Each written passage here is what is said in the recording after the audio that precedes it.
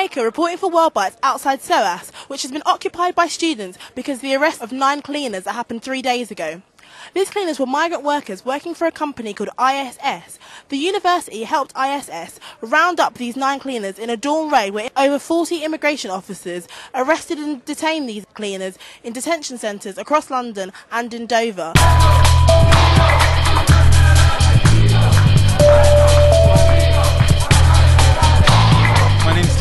I'm a history student at SOAS. I'm a first year history student. There's going to be a protest here right now against the deportation and the immigration raids. Okay, right there at the moment, students have occupied Paul Webley, SOAS director's offices. I don't understand why people who come here to work aren't allowed to stay in the UK. Yeah, my name is Alberto. I'm Colombian. I've been more than 10 years in the country, and I've been involved in different struggles with the cleaners in London. Here in SOAS, what happened is after the cleaners get very well organized and get union recognition, they call immigration, and more than 40 immigration officers come with a cover face and take 9 of the cleaners. 9 cleaners, just people, normal people, human beings like everyone else in this planet, but just immigrants. So treating the people like criminals, but people who is just working and trying to survive with their families in this country. So what happened today is people get upset, students or the workers, and become together and occupy the SOAS University to show that that shouldn't happen. Immigration controls are to divide workers, to make the British people think that is different kind of workers. I think this kind of solidarity with the students, with the workers, and with the unions are very important. The 6th of May, I'd get arrested on my cleaning company offices. They called me to offer to me a job, and instead there was immigration and police officers waiting for me there. And they took me to a police station, then raided all my house, and unfortunately I got the papers, so I'm out. But what about the people who don't have papers? They are dividing families. Our kids, just people who got the dad who is working, trying to work long hours because it's not enough salary. People is getting £6 an hour, £5.75, and they have to work 16 hours a day. They have to do 2 or 3 jobs, and then do just that. And then they say, then illegals, they criminals. But these people is paying taxes. These people is paying rent. These people is supporting to the system. But it's only a political game. It's a political game. The government want them to think we are criminals. They are the criminals. They are the people who is robbing us. The system failed, but it's not because of us, not because of the immigrants. I can't tell you how ashamed I was of the people who run SOAS back here and what's happened to our colleagues who've been deported. But today, I can't tell you how proud I am of our students who have taken this action. And it's action like this that will force university management, not just here at SOAS, but right across the sector, to stand up to the government and say, no, we're not going to do your dirty work for you, we're not going to implement your racist immigration laws. We're all members of the same SOAS family, if you want, and for anyone to be treated like this in SOAS is absolutely disgusting. And it's even worse given that these cleaners have spent so long campaigning for rights for workers. We're all so shocked that this could happen in our own university campus. So we knew we had to act. And this morning we occupied Paul Webley's office.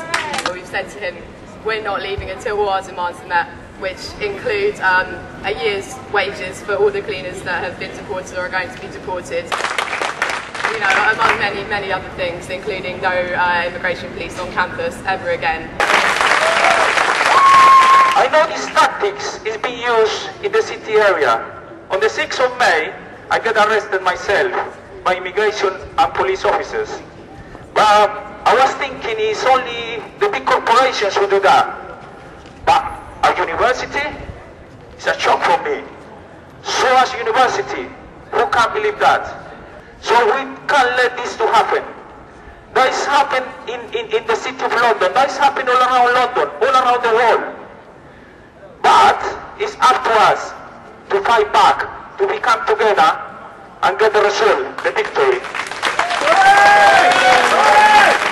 For those of you who don't know all the details of points-based immigration, basically it means that the government will now insist that universities report students to the Home Office if they fail to make their specified contact appointments. Universities must be licensed to be allowed to have foreign students, and if they do not follow the procedures, they may lose their license. Migrant workers have their rights. Here to stay, here to fight. Migrant workers have their rights. Is this the 21st century or is it the 19th? I mean, this is obscene, which is what's taking place here. This is meant to be an educational establishment. What kind of education is it which tells our young people it's okay to arrest, deport people, some of the most low-paid in our society, doing jobs which the vast majority would not do around this room or anywhere else, and what you do, you deport them. It's an utter disgrace. Utter disgrace. And I must say, I do not give a damn what country, illegal or not, you come from. You are welcome here. Simple as that. When I arrived in this building on Friday morning at 7 o'clock, I was confronted with this building being occupied by the Borders Agency thugs that actually had penned in my members into a closed room, were processing them, refused me as their unison then any access to them, to be able to give them any advice, to give them any support or any help. I had to deal with the fact that a whole number of my cleaners who were released, right, were actually in tears and broken down by their actions. That's the kind of thing that our management is allowed to take place in our building, and it's a crying shame, right, that these people are still trying to defend that and not actually holding their hands up and saying this was a mistake and a disaster and we should never allow it to happen.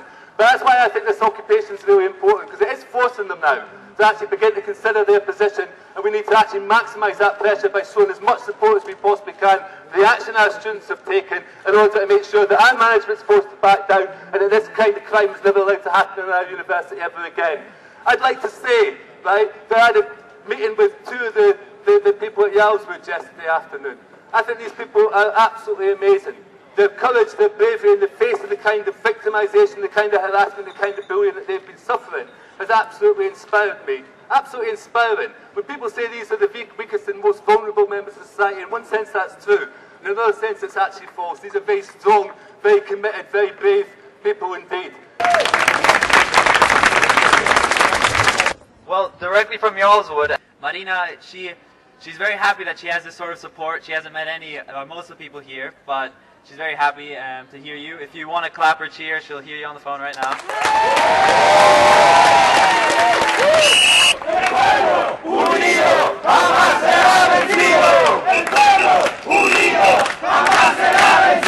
With this, we have to say that there's also another detainee. Her name's Rosa. Her partner's very concerned about her. She supposedly has a flu right now, and she's not getting much medical treatment or much attention.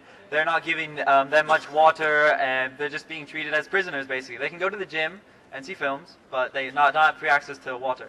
Very strange. Other than this, I've spoken to one of the people who managed to escape the raid, and he was a very good worker, one of the best here. I never saw him stop, and his spirit is practically broken.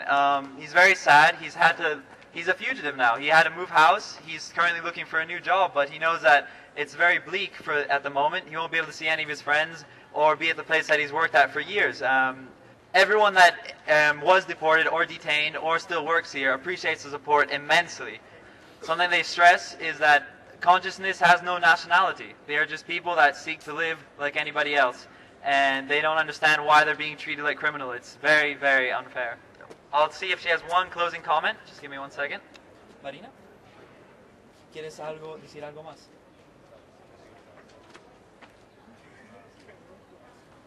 With her entire heart, she gives blessings to everyone that supported this campaign. She can't express her gratitude, and she's sitting alone in a cell, but she feels everybody here very much. Thank you.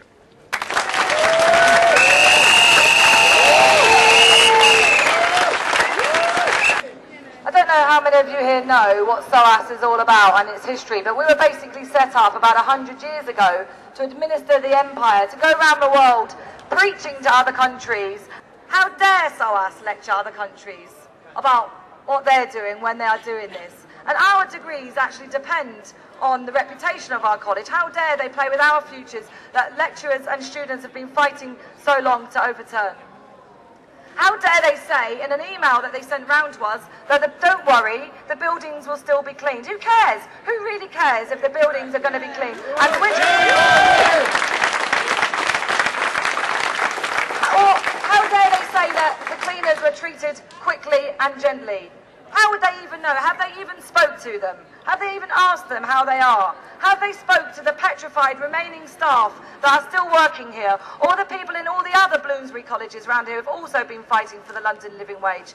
No, they haven't, so how dare they say this? We've just recently found out they've now frozen the bank accounts of the cleaners, and they're not entitled to, they're not able to access any of the money that they've earned. Their houses have been ransacked. We know that people have had heart attacks and that people who are pregnant have been sent back. This is absolutely outrageous. Bring back the SOAS 9! Immigration is no crime. Bring back the SOAS 9! Immigration is no crime.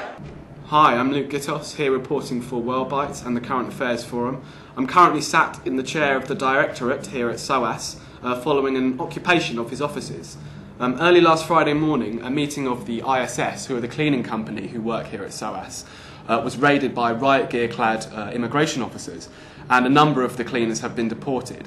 We've been here at the occupation trying to find out what's going on, what their demands are, and where they think this demonstration is going.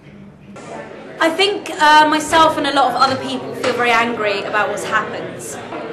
We think that the way that these workers have been treated is disgraceful. I mean, they're people at the end of the day, just like you and me. And to stick them up in cells and dehumanise them for no reason is an offence to humanity. You know, borders are at the end of the day just a way of building up walls between people, and we really should be trying to break those walls down. Yeah, I think borders should be eliminated. I think borders are. I think basically when finance operates, when money operates, it's allowed to go anywhere, all over the world in a second. Yet people, the same people that go in to get job opportunities in different countries, are treated like criminals. Well, there's a list of 10 demands which are on the blog, and basically we're trying to make sure that immigration police are not allowed on our campuses, any University of London campus, and that people have the right to work without being discriminated against on the job, but also that that people have the right to work with dignity and respect and not be treated in this way.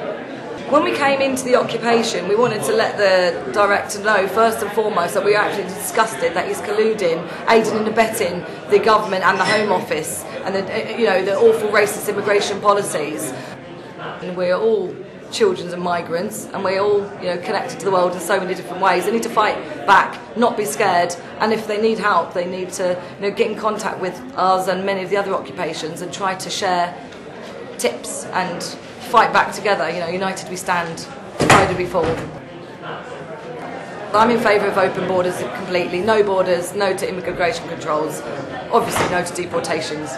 Here I'm known as Sabidio, and what I do here is I study. I try to learn things, sometimes formally. I'm an economics and development studies student. I've just finished my studies, and I've been elected to be the co-president of finance and communications for the student union next year. Now, what I'm doing here right now in the office as part of this occupation is not so much involved in it, but I try to be a messenger between the cleaners and the people here to make sure they don't lose heart or vision on what's actually happening to them. And I feel here especially, it's people who work just as hard as anybody else, who don't have PhDs and don't have access to higher education, they still wake up just as early as anybody else, usually earlier, and they go home usually later than anybody else. Out of 8 that were sent to detention centers, 4 have already been deported. This is within 72 hours of being detained. That's unheard of, really. I've spoken to lots of people who worked on immigration issues, and it's unheard of that one of them actually was deported on the same day as being detained. Sibilio, thank you very much for talking to World Bites today. My pleasure, and thank you for doing your work and spreading the message. One thing I think we can take away from the occupation here at SOAS is the real need for an articulate and proper debate on immigration from our political leaders. There's been a lot of reporting recently about the increased presence of the BNP and Nick Griffin's election to the European Parliament. But it's hearing stories about the real impact of a strict immigration policy that perhaps strikes to the heart of what the debate is all about. And as long as our political leaders continue to ignore this issue, then situations like this simply will continue to arise. I'm Luke Gittos reporting for World Bites here at SOAS. ¡El pueblo unido!